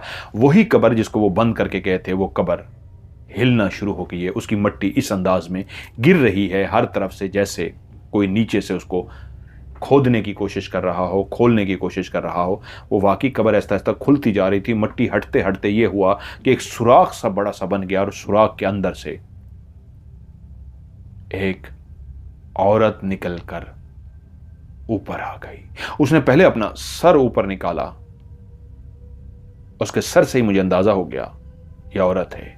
उसका पूरा वजूद कफन के अंदर था, लेकिन उसके बाल कफन से बाहर, खुले हुए बाल कफन से बाहर इस तरह खुल गए थे कि जैसे वो पूरे कफन के चारों तरफ थे, और वो उसके आधा वजूद अब कब्र के अंदर था और आधा कब्र के बाहर, और वो इंतहाई खौफनाक अंदाज में मुझे देख रही थी। इतने गुस्से से देख रही थी जैसे कह रही हो कि तू यहां बैठा क्या कर रहा है। मैंने उसे जैसे देखा, मैं इतना डर गया कि मुझे लगा कि आज मैं जिंदा नहीं बचूंगा। उसकी आंखें इतनी खौफनाक थीं जैसे लाल दहकते हुए अंगारे, कोयले दहकना शुरू हो जाते हैं, लाल सुर्ख जैसे हो जाते हैं, वैसे लाल सुर्ख उसकी आंखें थीं। और तभी उसने अपने बाकी वजूद को भी बाहर निकालना शुरू कर दिया कि वो लड़खड़ाती हुई इस तरह गिरी कि लड़खड़ाती हुई बिल्कुल बाहर आके गिर गई, गोल घूमती हुई। उसने एक हाथ पता नहीं कहां से कफन में से निकाला, मुझे ये नहीं पता, लेकिन उसने उस मेरे टाइम पीस को उठाया, उसको देखा, मेरी तरफ देखा और गुस्से से उस टाइम पीस को अपनी कब्र के अंदर फेंक दिया। जैसे ही कब्र के अंदर उसने फेंका है, उसी वक्त एक बहुत बड़ा, मोटा, तगड़ा, काला स्याह सांप कब्र के अंदर से निकला है। और उसको तो देख के मेरी रही सही कसर भी जवाब देगी, मैं बेहोश होते होते बचा। वो इतना बड़ा और काला स्याह था कि वो एकदम से वो यूं ऊपर उसने फन फैलाया है, कुछ देर, शायद 3-4 सेकंड फन फैला के यूं ऊपर रुका रहा है, और उसके बाद उसने एकदम से जंप किया है। जंप करने के बाद ही वो सीधा उस औरत के ऊपर आके गिरा है और तेजी से उसके वजूद को लपेटना शुरू किया है। तो मुझे पता लगा है वो इतना बड़ा था कि पूरे वजूद को उसने लपेट लिया था, सिवाय उसकी गर्दन और चेहरा बच गया था। बाकी इतना उसने उसके पूरे वजूद को लपेट लिया था कि उसका कफन तक नजर नहीं आ रहा था और उसकी दुम और काफी हिस्सा अभी भी बचा हुआ था। पूरी औरत को लपेटने के बाद, मोटा, बहुत मोटा। और तभी मैंने देखा कि वो औरत ने चीखें मारनी शुरू कर दी, और चीखें मारते हुए अब उसने उसके पूरे वजूद को लपेटा हुआ है और वो अपना फन फैलाए उसके मुंह के सामने है, और वो चीखें मार मार के कह रही है, मुझे माफ़ कर दो, मुझसे गुनाह हो गया, मुझे माफ़ कर दो, मुझे पता है मेरे गुनाह की सज़ा बहुत सख्त है, लेकिन मुझे माफ़ कर दो, मुझे माफ़ कर दो। वो उसने जो जुमले कहे, मैंने कहा यार छोड़ दो, ये ना बताओ। वो ऐसे कुछ जुमले कह रही थी, गिड़गिड़ा रही थी, उससे माफ़िया मांग रही थी, मुझे माफ़ कर दो। लेकिन उसने उसको कुछ देर बैठा वो अज़दा देखता रहा, और उसके बाद उसने एकदम से शां करके उसकी गले के अंदर घुसा है और उसके अंदर चला गया है, गले के रास्ते उसके अंदर चला गया है। और उसी वक्त उसने ऐसा घूमा है वो सांप कि उस औरत को लेके मेरे सामने लुढ़कता लुढ़कता सीधा कब्र के पास गया है, और उसको लेता हुआ अब उसका मुंह उस औरत के अंदर था, अब उसकी चीखें बंद हो चुकी थी। वो खौफनाक, भयानक, दर्दनाक जितनी वो चीखें मार रही थी, वो जैसे उसके मुंह के अंदर घुसा था, उसकी चीखें गड़गड़ाहट में चली गई थी, जैसे किसी को सांस नहीं आता, ऐसी आवाज़ें निकलता है, ऐसी आवाज़ें थी। और वो उसके अंदर था, और इसी तरह घूमता घूमता उसको लेके कब्र के अंदर चला गया और कब्र बंद हो गई। मैं उस रात शायद बेहोश नहीं हो सका, वरना मेरी जान निकलने वाली थी। पता नहीं मैंने कैसे अमल मुकम्मल किया। और जब परिंदे बोलना शुरू हुए तो मुझे याद आया, टाइम पीस तो वो अंदर ले गई है, वो तो पहले ही ले गई थी, कब्र बंद हो गई है। अब मुझे कैसे पता लगेगा, तादाद तो मेरी थी नहीं। लेकिन मैंने ये देखा, जब परिंदे बोलते थे तो मैं उस वक्त मेरा टाइम पीस बोल पड़ता था। मैंने यही फैसला किया कि चलें कुछ देर बोलते रहें परिंदे, उसके बाद मैं बंद कर दूंगा। कुछ देर परिंदे बोलते रहे। मुझे अंदाज़ा हो गया इस वक्त तक टाइम पीस बज जाता था। फिर भी मैंने कुछ मिनट और इंतज़ार किया, और जब ओवर टाइम हो गया फिर मैं उठा हूँ, अपना दायरा कड़ा बंद किया है, गुड़ उठाया है, उस पर दम करता था, गुड़ को उठाया है, मैं बाहर आ गया हूँ। मैं घर जाके सो नहीं सका, मेरी बहुत खौफ से बुरी हालत थी। उस औरत का भयानक चेहरा, उस सांप का उसको लपेटना, और उस औरत की वो धाड़ें, चीखें मारना, माफिया मांगना जो कुछ उसके ऊपर गुजर रही थी, और उस सांप का उसके मुंह के अंदर चले जाना, बहुत सब कुछ खौफनाक, बहुत भयानक था। मैं बड़ी मुश्किलों से उस दिन को सोया, झटके लेता था मेरा जिसमें मैं खौफ में इतना डर जाता था, समझ ही नहीं आ रही थी ये मैंने क्या देखा है, ये क्या हुआ है। खैर अब छठी रात के लिए मैंने आज घर से जाना था, और जो मैं समझ रहा था इतना आसान है, 7 दिन में हो जाएगा, लेकिन पिछली रात जो कुछ हो चुका था, आज जाते हुए गुड़ को हाथ में उठाए हुए मेरी हालत बहुत ख़राब थी। यहाँ तक कि मैं नया टाइम पीस भी नहीं ले सका और मुझे कुछ समझ नहीं। मैं जैसे कैसे चलता चलता वहाँ तक पहुँच तो गया, लेकिन सामने वाली कब्र को जैसे ही मैंने देखा मेरी हालत ख़राब कि आज फिर कुछ ना हो जाए। मैं गया, खैर मैंने दायरा कड़ा फिर से लगाया और उसके अंदर बैठ गया। मैंने पढ़ना शुरू कर दिया। पढ़ते पढ़ते पढ़ते कितना देर गुजरी, क्योंकि आज मैं बहुत खौफजदा था। ये तो मुझे नहीं पता कि तभी मुझे पुलिस की गाड़ियों की आवाज़ें आना शुरू हो गई। पुलिस की गाड़ियाँ जो ऊपर हूटर बजाती हैं इमरजेंसी में, वो हूटर बजाती हुई मुझे सुनाई थी। थोड़ी देर के बाद ऐसा लगा जैसे कई पुलिस वाले कब्रिस्तान के अंदर दाखिल हो रहे हों। ओए देखो, इधर गया होगा, इधर गया होगा। वो किसी को शायद तलाश कर रहे थे, क्योंकि मैंने किसी को भागते हुए देखा तो नहीं था, एक आवाज सुनी थी जैसे कोई भागता हुआ गया है। वो पुलिस वाले उसको तलाश करते करते करते करते बिल्कुल मेरे करीब जब आए, उन्होंने मुझे देखा तो उनके हाथों में बंदूकें थीं और उन्होंने बंदूकें सीधी तान रखी थी, जैसे वो डर रहे थे, जिसको वो ढूंढ रहे थे, जिसको तलाश कर रहे थे। उनसे उसको खतरा था कि कहीं वो उन पर हमला ना कर दे, इसलिए वो बंदूकें सीधी किए हुए थे। 5-6 सिपाही मेरी तरफ इसलिए मुतवज्जो हो गए कि एक की निगाह जैसे ही मेरी तरफ पड़ी तो उसने दूसरे को आवाज दी, ओए इधर देखो। वो लोग भी इधर आ गए। अभी भी कुछ और थे, 2 गाड़ियों में आए थे, लेकिन 5-6 के करीब आए। उन्होंने मुझे बंदूक सीधी मेरी तरफ तान ली, जैसे मुजरिम मैं हूं, मुझे पकड़ लिया। तो एक उनमें से कहा, ओए ये तो वही कैदी है जो वो पहले भाग गया था, लगता है इसने हुलिया बदल दिया है। ओए ये तो खतरनाक है। दूसरा बोला, ये तो हमें मार देगा। तो जिसने आवाज दे के बुलाया था ना, वो बोला, इसको यहीं भून दो। ओ भाई, ये तो इश्तियारी है, ये तो फौरन बंदा मार देता है, इसी को यहीं खत्म कर दो। उन्होंने फौरन एक दूसरे से पूछा, कहते हैं हाँ हाँ उड़ाओ इसको, मौका अच्छा है, उड़ाओ, ये तो नहीं तो हमें मार देगा, ये तो बहुत खतरनाक है। उन्होंने गन्ने तो पहले ही मतलब बंदूकें सीधी की हुई थी, सीधी अब गोली चलाने वाले थे। मैंने आंखें बंद कर ली कि लो अब तो गया। कल तो एक औरत का सारा कुछ हुआ था, आज गोली मार गई, क्योंकि वो पुलिस वाले थे और उनको किसी मुजरिम की तलाश थी। तो उसी लम्हे कि वो जैसे ही मुझ पे गोली चलाने वाले थे, एक आवाज मेरे कानों में, ओए रुक जाओ। मुझे लगा कि मैं गया, गोली लग गई, लेकिन जैसे आवाज ही रुक जाओ तो वो एकदम सारे रुके हैं। मैं भी चौंका हूं, मुड़ के देखा है तो वही मेरे खालू, जिनका नाम मैंने फर्दी क्या रखा था मुझे याद ही नहीं है, क्या अख्तर रखा था,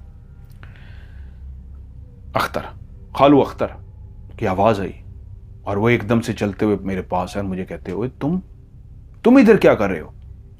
मैं चुप, मैं नहीं बोला। उनको कहते हो पीछे हटो, गोली नहीं चलानी, हट जाओ।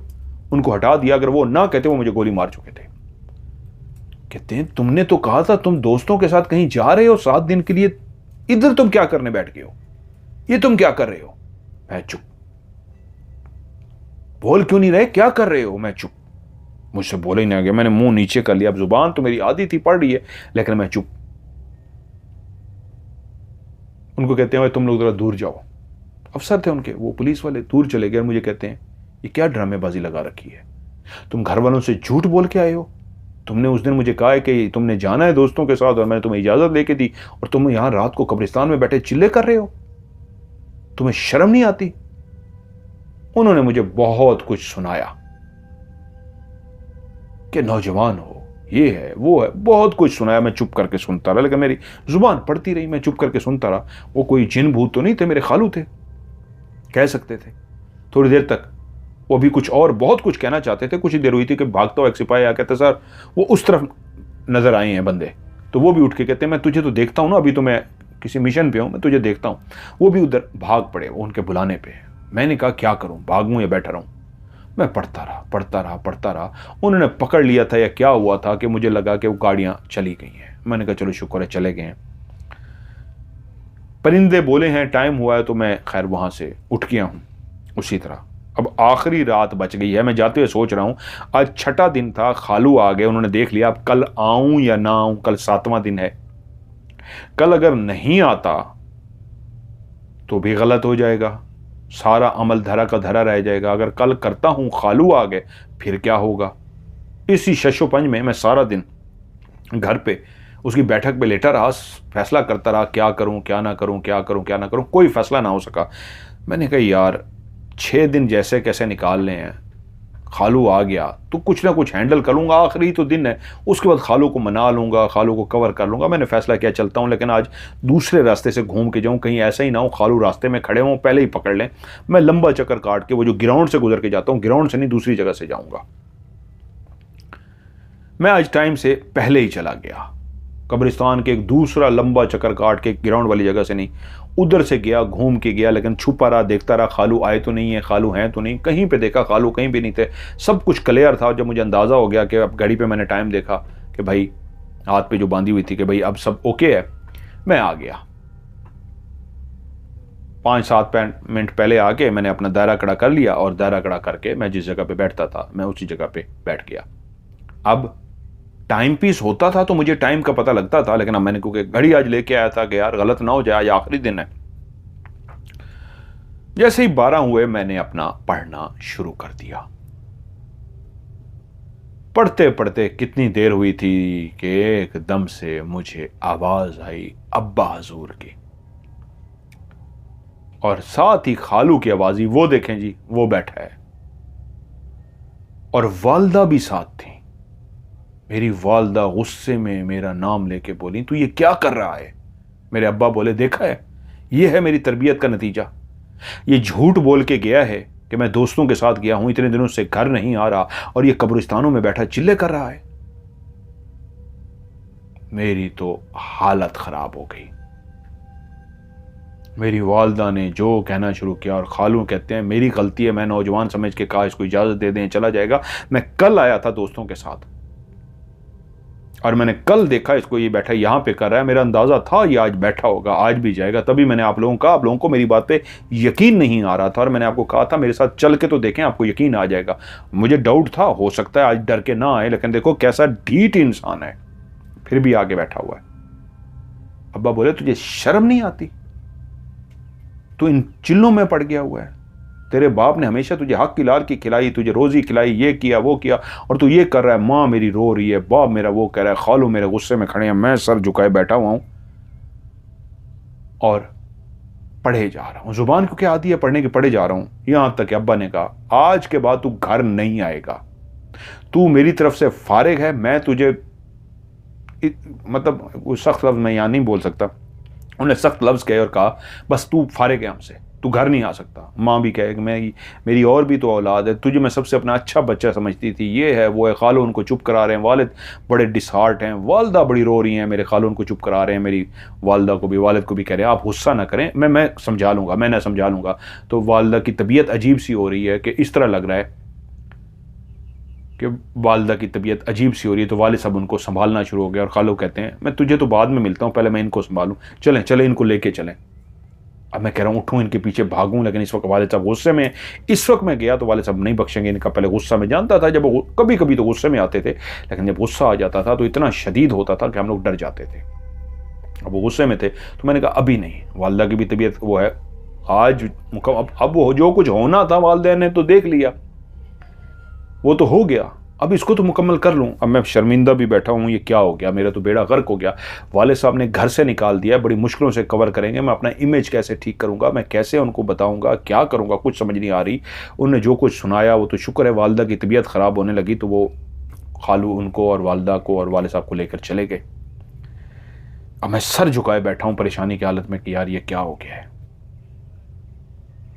बैठा रहा, सोचता रहा क्या हो गया है, क्या हो गया। खैर जैसे कैसे टाइम हो गया,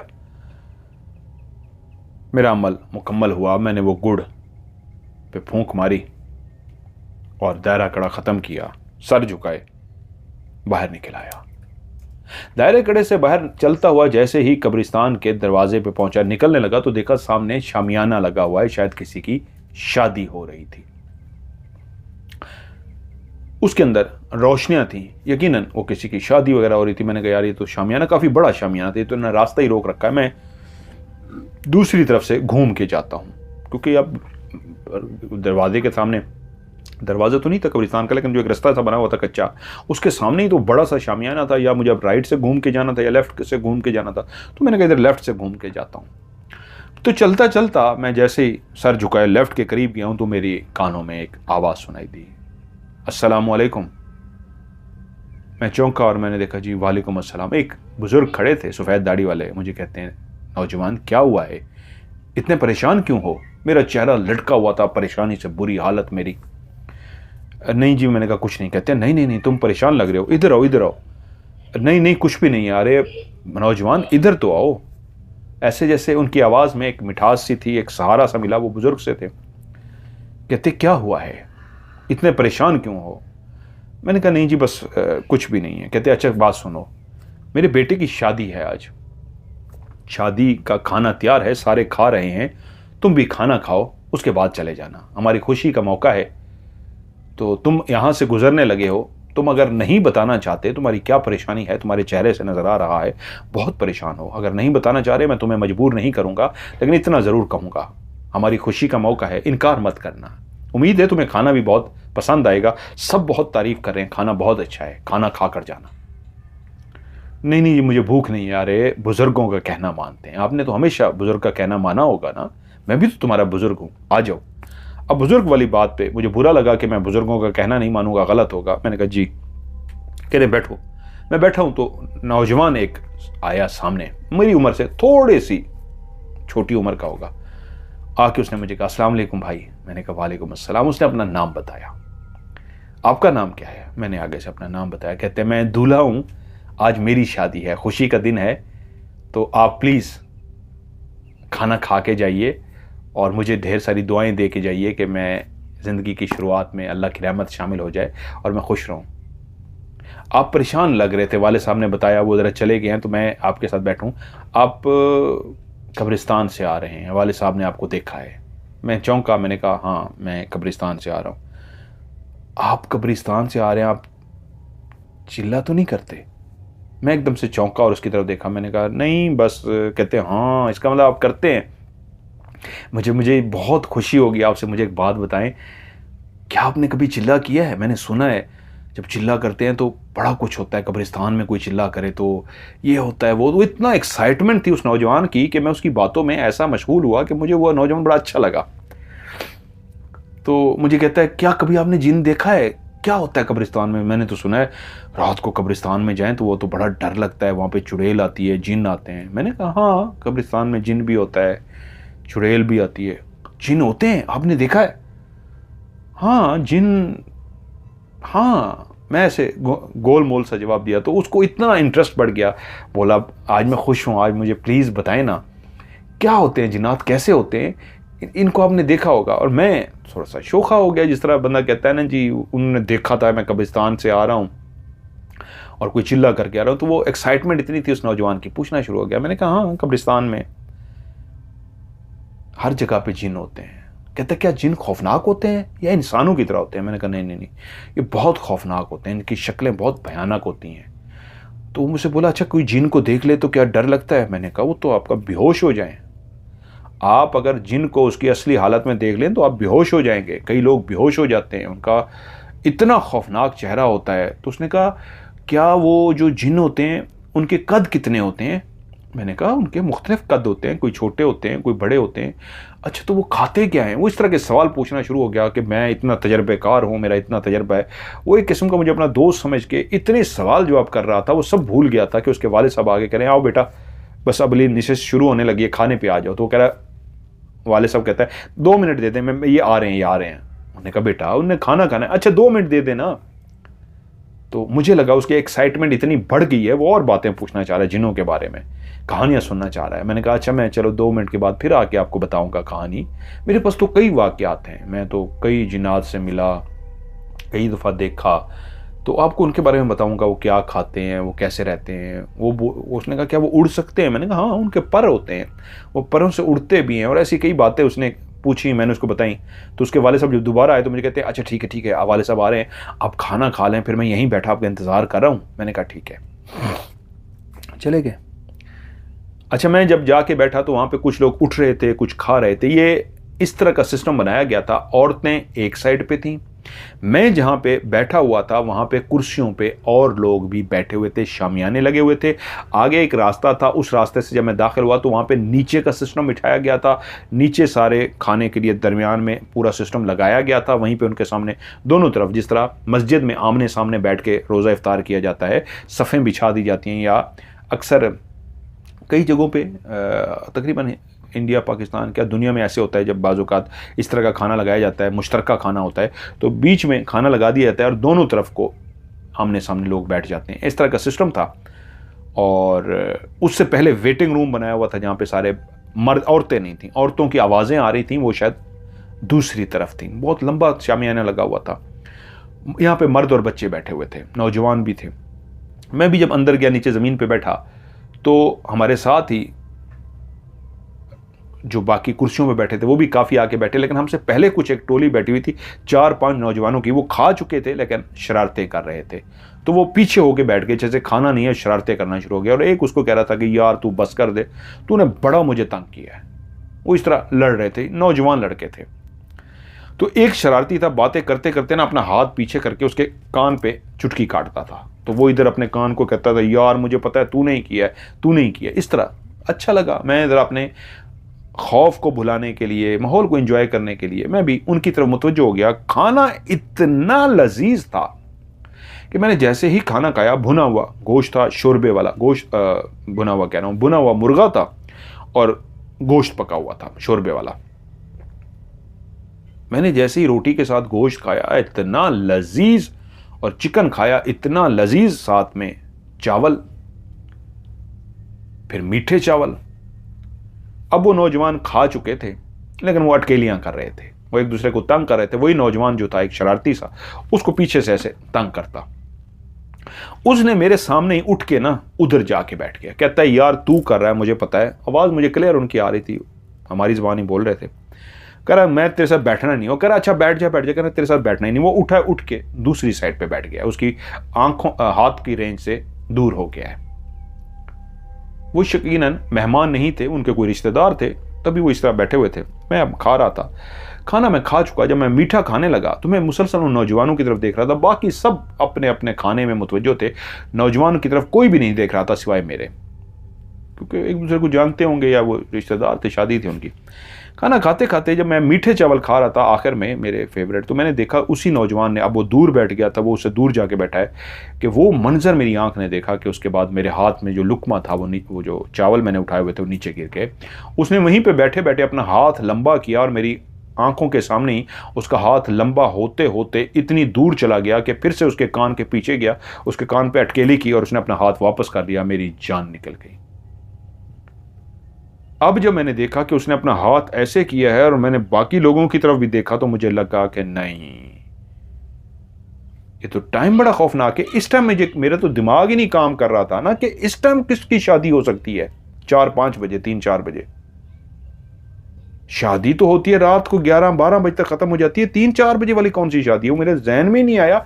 मेरा दिमाग इतना मौफ था, जब मैं कब्रिस्तान से निकल के आया, परेशानी में था, बुजुर्ग ने रोक लिया, सोचा ही नहीं और फिर बातों में लग गया। और अब जब ये हरकत देखी तो मैं डर गया, एकदम से लुकमा मेरे हाथ से गिर गया, मैं कांपना शुरू हो गया कि ये तो जिन्नात है। वो जिन्नात की शादी थी, क्योंकि मुझे खाने से अंदाजा हो गया इतना लजीज खाना तो इंसानों में होता ही नहीं है। मुर्गा इतना लजीज, गोश्त इतना लजीज, शोरबा इतना लजीज, रोटी इतना लजीज, चावल इतना लजीज, मीठा इतना लजीज, ये तो इंसानों का खाना ही नहीं है। मैंने इससे पहले जिंदगी में इतना मीठा, इतना लजीज जायकेदार खाना ही नहीं खाया था। मैं समझ गया तो इंसान ही नहीं है। और जब हाथ वाले मैंने देख लिया इतना लंबा होके गया तो मैं थर थर कांपना शुरू हो गया। मैं एकदम से खड़ा हो गया। अब मुझसे लग रहा है मैं चल नहीं पाऊंगा, मैं गिर जाऊंगा। मैं बड़ी मुश्किलों से अपने आप को संभालता हुआ कि गिर ना जाऊं, मेरे टांगे, मेरा वजूद इतना कांप रहा है। वो सारे खाने में लगे हुए। अब मैंने देख लिया कि जो बोल कोई भी नहीं रहा, ये चुप करके बैठे हुए। सिर्फ वही एक टोला शरारती करा, वो शरारती लड़के थे, बाहर भी चुप करके बैठे हुए थे, आपस में बोल नहीं रहे थे सारे, और अब भी चुप करके खाने में लगे हुए थे। वो सारे जिन थे। मैं जैसे ही चलता चलता दरवाजे के बाहर पहुंचा तो वो बुजुर्ग सामने खड़ा था और उसका बेटा भी। और बुजुर्ग ने मुझे देख लिया और मुझे कहते हैं क्या हुआ? मेरी हालत बहुत ज़्यादा खौफनाक थी। मैंने कहा जी कुछ नहीं। कहते हैं क्या हुआ, पता लग गया तुम्हें? तुम तो डरने वाले नहीं हो, डर क्यों रहे हो? मैं समझ गया कि इनको पता चल गया।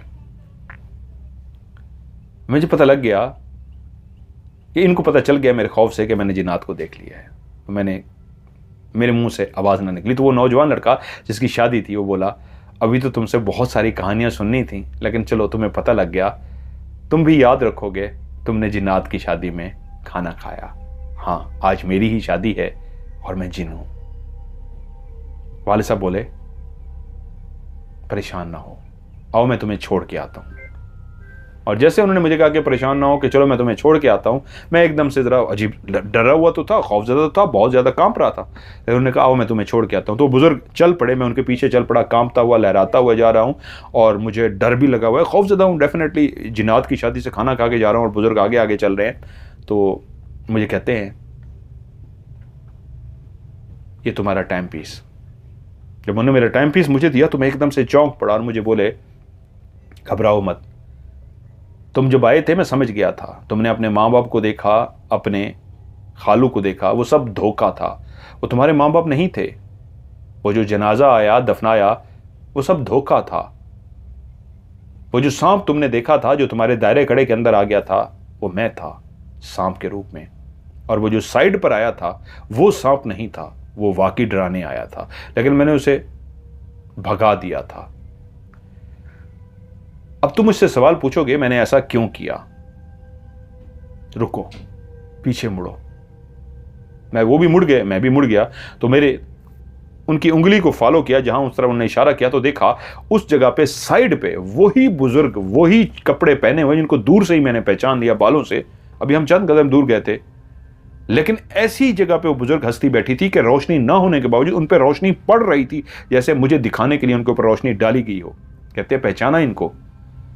मैंने कहा हाँ, ये तो वही बुजुर्ग हैं। कहते हैं हाँ, उनका ये हुक्म था, वही ख्वाब में आए थे ना तुम्हें कहने के लिए, वो हमारे भी बुजुर्ग हैं, वो हमारी ही जिन्नात की बस्ती में से हैं, इंसानों में चक्कर लगाते हैं। इंसानों में से वो इंसान जो प्यासा होता है उसकी प्यास बुझाते हैं, उसको रूहानियत से जोड़ देते हैं, नगरी नगरी घूमते हैं। उन्होंने ही कहा था इस बच्चे की ख्याल रखना, ये बच्चा कब्रिस्तान में होगा, सरप्रस्ती करना। इसलिए पहले दिन से ही मैं वहां मौजूद था। हाँ, मेरी बेटी की साजिश सचमुच की है। आज वो हस्ती भी आई हुई हैं, तुमसे मिलेंगी, लेकिन आज नहीं, फिर कभी। आज तुम्हें दिखाना था और तुम्हें बताना था कि तुम्हारे जिम्मे एक और काम भी लगाया जाता है। जिस आयत को पढ़ते रहे हो, कहा गया है इसी आयत को हमेशा पढ़ते रहना, और जो अमल तुमने किया है वो पूरा हुआ। तुम्हारा इम्तिहान था, तुम उस इम्तिहान से कामयाब हुए। जाओ, अपने घर जाओ। और हां, जिस हस्ती को अभी तुमने बैठे देखा है, फिर हम चलना शुरू हो गए थे, ये तुमसे फिर मिलेंगे जिंदगी में और मिलते रहेंगे।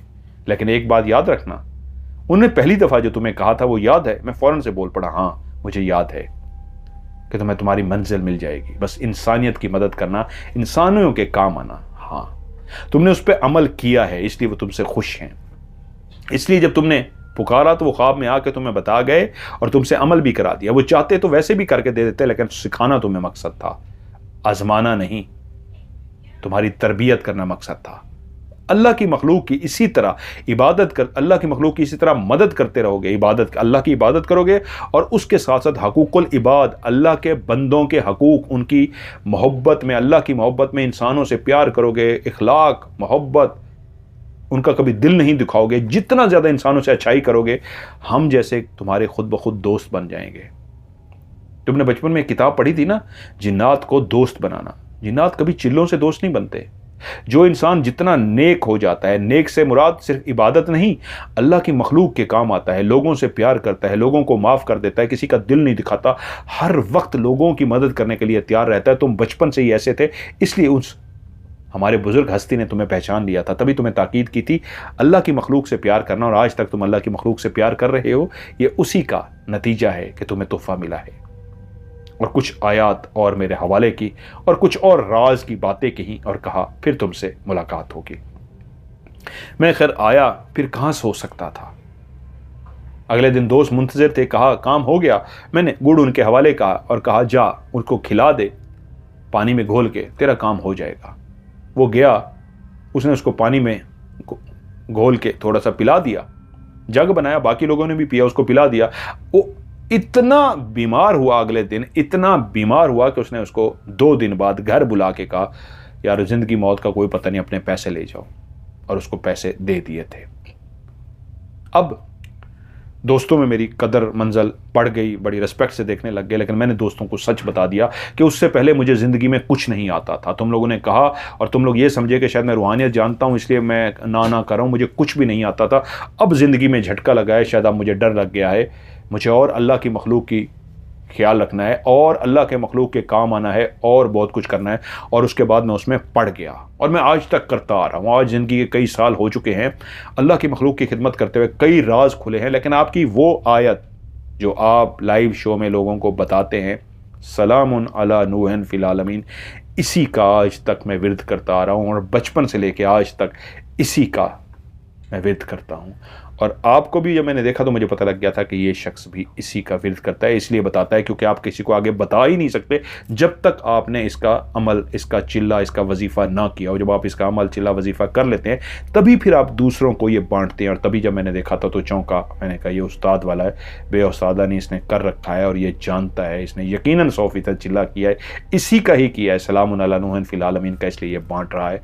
तभी मैंने देखा और कहा ये कहानी भी चलें आज आपके हवाले करता हूँ, अच्छी लगे तो शामिल कर लीजिएगा, ना लगे तो आपकी मर्ज़ी। आपकी कहानी बहुत अच्छी थी, अब लोगों पे मैंने छोड़ दिया कि उनको भी बहुत पसंद आई होगी, वो नीचे कमेंट्स में ज़रूर बताएंगे कि कहानी कैसी लगी। आज की वीडियो को भी लाइक कीजिएगा, दोस्तों के साथ शेयर ज़रूर कीजिएगा।